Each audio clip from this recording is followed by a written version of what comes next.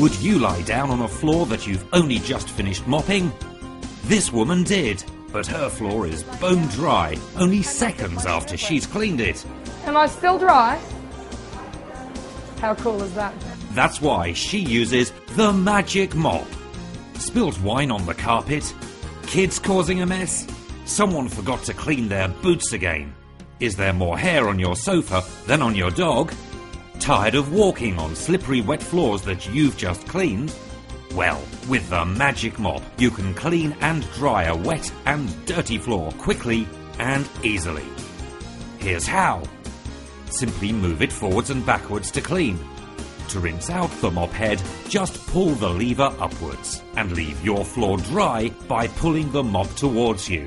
The Magic Mop super absorbent head holds half a litre of liquid. That's almost a full pint, so it's great for lifting up big spills.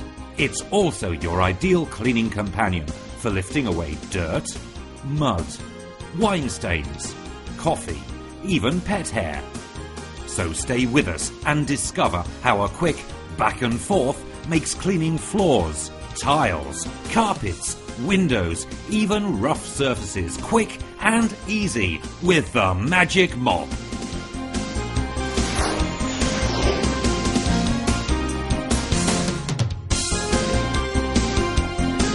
So all we need to do to make the mop go soft, you just pop it into a bucket of water. And the first thing that you'll notice with these when they are completely full is that they will never ever leak or drip out anything. So you don't have to carry the bucket around with you, you can leave it where it is. It also means that you've got that extension pole as well. So if you want to get up nice and high with it, you can do things like outside windows and mirrors or your conservatory walls, but you're not going to leak the water out of the head and all over yourself. This will hold about a half a litre of liquid with no leaks and no drips. That's almost a full pint. That's a lot of water to hold in the end of a mop. Now, because the head's not a rubber or a sponge, I can actually apply pressure to it. And rather than forcing the liquid out, I'm actually sucking the liquid back up into it again. So it's fantastic on your spillages and things like that. Now, what happens is, when you push your mop forwards, you're forcing liquid out of it. When you pull back on it, though, not only are you drawing the liquid back up into the mop again, but that floor surface underneath there now is dry enough that you can actually walk straight on it.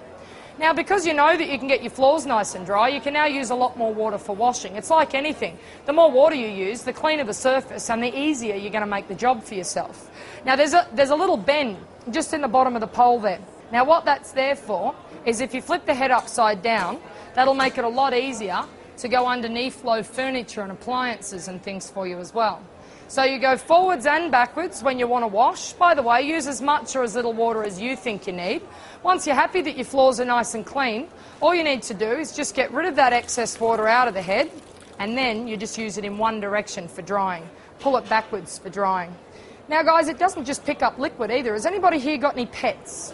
Now, I'm just going to use a little bit of sugar today, and this is just to represent things like the hair in the bathroom, breadcrumbs, bits of food in the kitchen, all the little bits and pieces, basically, that you might miss with your vacuum. Or if you're a little bit lazy like me and you hate the vacuum cleaner, all you need to do is just get rid of the excess water out of the head of the mop and once again use it like a broom. Now, not only will it sweep, but it actually mops for you at the same time as well. Now, it's certainly not going to pick up a whole chicken or anything, but all the little bits and pieces, the hair, the dust, the breadcrumbs, the fluff, little bits and pieces of dirt will all stick to it. Now, the good part about that, do you notice how there's no holes and there's no stringy bits in it? So there's actually nowhere for any of that food or hair to get caught up on. Everything naturally slides off the head of the mop as soon as we pop it into the bucket or under the tap.